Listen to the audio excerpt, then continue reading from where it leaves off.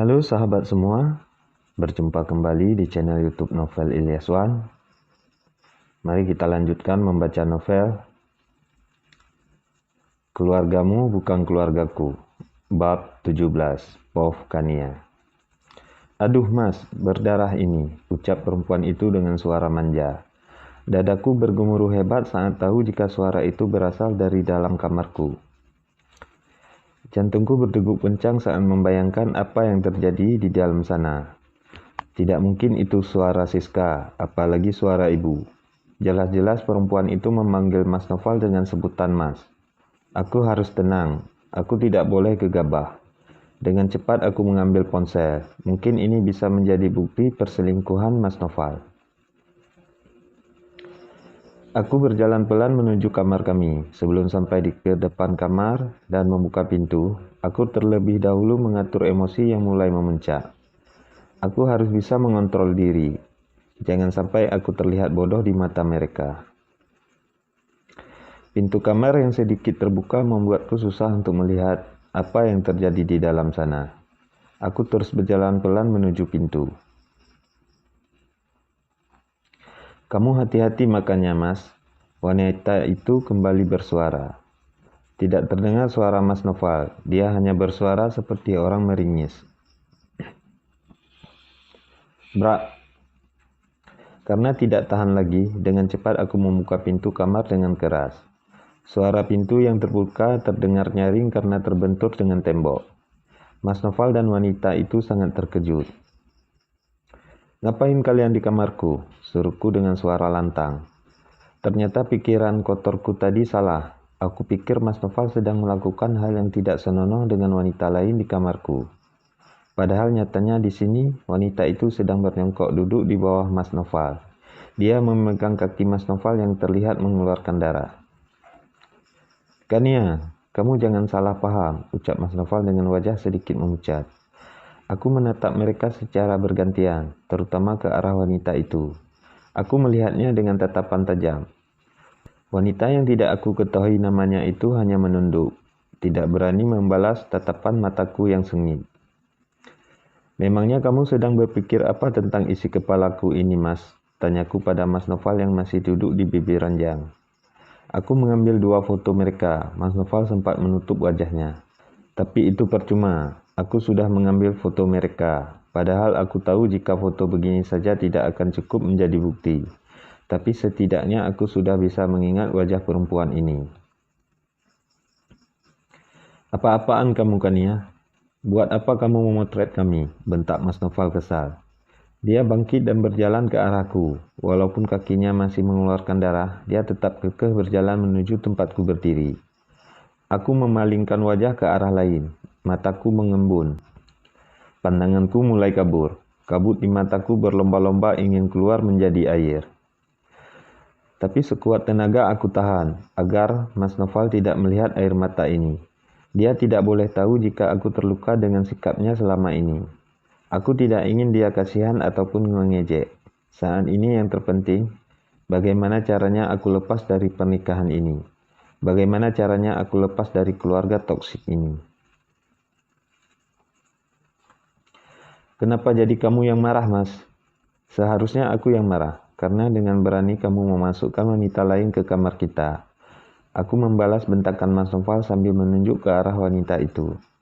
Kepala yang tadinya terus menunduk seketika menongak menatap ke arahku. Kamu salah paham, jangan begini. Seharusnya kamu tanya baik-baik. Lagi pula kami tidak melakukan apapun seperti yang ada di pikiran kamu. Mas Noval bukannya membujukku, malah membalas membentakku. Bukannya minta maaf, malah ajak bertengkar, dengusku kesal. Lalu dengan cepat aku keluar dari kamar. Aku mendudukkan tubuh di atas sofa. Terlihat beberapa kulit kacang berserakan di atas meja dan lantai. Ini pasti ulah Mas Noval yang hobi makan kacang, tapi tidak tahu caranya membuang sampah.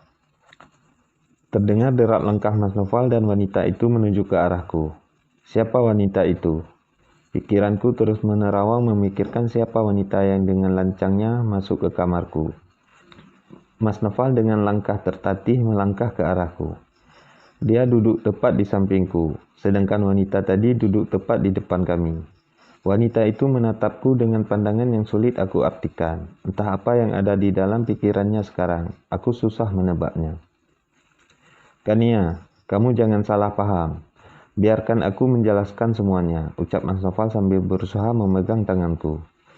Tapi dengan cepat aku menepisnya.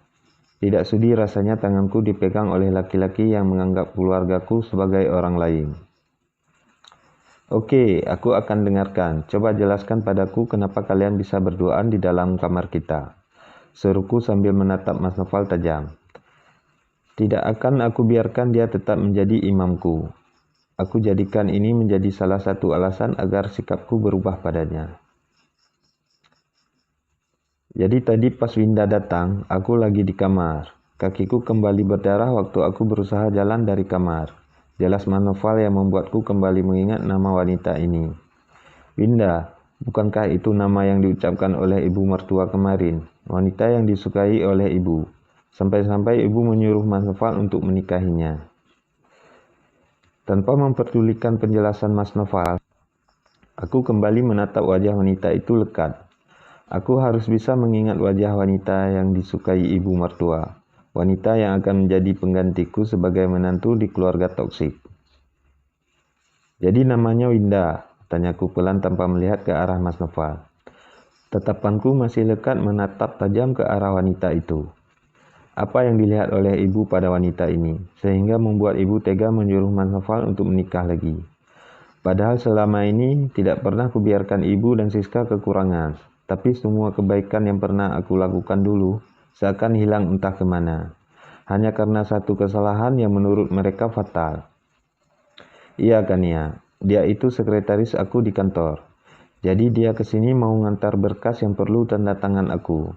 Tapi karena dia mendengar suara teriakan aku di kamar, makanya dia ke kamar kita. Jelas Mas Noval lagi yang menurutku cukup masuk akal. Tapi tetap saja aku akan mengambil kesempatan ini untuk marah padanya. Tapi tetap saja aku menaruh curiga tentang hubungan mereka. Jelas tadi aku dengar kalau Winda yang katanya sekretaris Mas Noval di kantor memanggilnya dengan sebutan Mas. Jadi aku sangat yakin jika di antara mereka ada hal yang tidak aku ketahui. Ya udah, mana berkasnya? Tanyaku pada Winda sambil menengadah tangan ke arahnya. Dia membulatkan mata mendengar permintaanku. Mungkin mereka mengira kalau aku akan percaya begitu saja dengan kata-kata mereka. Mana? Bentakku kesal. Wanita itu tersentak kaget mendengar suaraku yang keras. Bukan hanya dia, Mas Noval juga terlihat gelagapan. Mungkin dia juga tidak menyangka jika aku akan semarah ini. Aku masih kesal dengan sikapnya yang perhitungan dengan keluargaku. Dan sekarang bertambah lagi satu masalah baru yang dibuat sendiri. Kania, kamu harus sopan sama tamu, ucap Mas Noval berusaha memegang bahuku. Tapi secepatnya aku tepis. Aku benci kebohongan, Mas. Dan kamu tahu itu, lirihku sambil menatap tajam ke manik Mas Noval. Siapa yang berbohong? Winda memang kesini mau membahas urusan kerja. Karena tadi siang aku nggak masuk, jawab Mas Noval lagi masih dengan jawaban yang sama. Ya udah, mana berkasnya? Aku pengen lihat, balasku lagi. Selain karyawan kantor, nggak ada yang boleh melihatnya, jawab Mas Noval yang membuatku ingin tertawa miris. Apa tidak ada alasan lain, Mas, selain itu? Tanyaku lagi, masih dengan tatapan tajam. Mas Noval semakin terlihat kacau. Aku bukan Kania yang dulu lagi, Mas. Jika dulu mati-matian aku berusaha untuk menjadi istri yang penurut dan patuh, maka sekarang aku sudah menyerah untuk itu. Maaf, sepertinya urusan saya di sini sudah selesai. Kalau begitu saya pamit pulang, Pak, Bu, pamit Winda pada kami berdua. Aku dan Mas Noval seketika melihat ke arahnya yang sedang bangkit dari duduknya. Tunggu, duduk kamu. Urusan kamu belum selesai. Sanggahku cepat agar dia kembali duduk di tempatnya. Benar saja, dia kembali duduk dan hanya menunduk melihat ke bawah. Tangannya saling bertautan di atas paha. Aku akan memberinya kesan indah malam ini. Kania, apa lagi? Biarkan dia pulang. Lagian urusannya udah selesai. Bela Mas Noval yang semakin membuatku berang. Selesai katamu, Mas. Aku marah-marah begini kamu pikir karena siapa? Karena dia, wanita yang sudah berani masuk ke dalam kamarku dengan alasan urusan pekerjaan. Kamu pikir aku bodoh, Mas? Sungutku kesal. Tapi memang begitu kenyataannya kan ya. Dia yang datang mengobati luka di kakiku. Kamu kemana? Bahkan tadi pas aku bilang jangan pergi, kamu tidak mau mendengarnya. Sekarang kamu nyalahin dia, bentak Mas Noval berang. Aku hanya tersenyum masa menanggapi perkataan Mas Noval barusan. Apa dia keceplosan atau bukan? Dia menyebutkan bahwa Winda datang ke sini untuk mengobati luka di kakinya.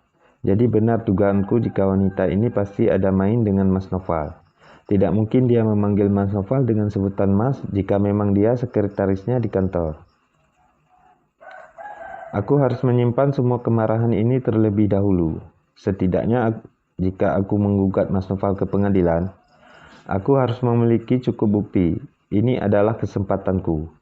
Aku tidak boleh menyia-nyiakan kesempatan ini. Aku akan mencari tahu terlebih dahulu hubungan mereka seperti apa. Oke, ya udah kalau gitu, silakan pulang, ucapku datar. Dapat ku dengar helaan nafas lega dari Mas Noval. Wanita yang bernama Winda itu juga terlihat tersenyum. Kalau begitu saya permisi, Pak, Bu, pamit wanita itu dengan segera berdiri dari duduknya. Tadi aja panggil Mas. Kalau tidak mengingat ingin mencari bahan bukti dulu, sudah habis dia aku kuliti. Hati-hati di jalan, Win, ucap Mas Noval yang semakin membuatku curiga. Wajar aku curiga. Bukankah wanita memang selalu memiliki pikiran berlebihan? Iya, Pak, terima kasih, jawab Winda.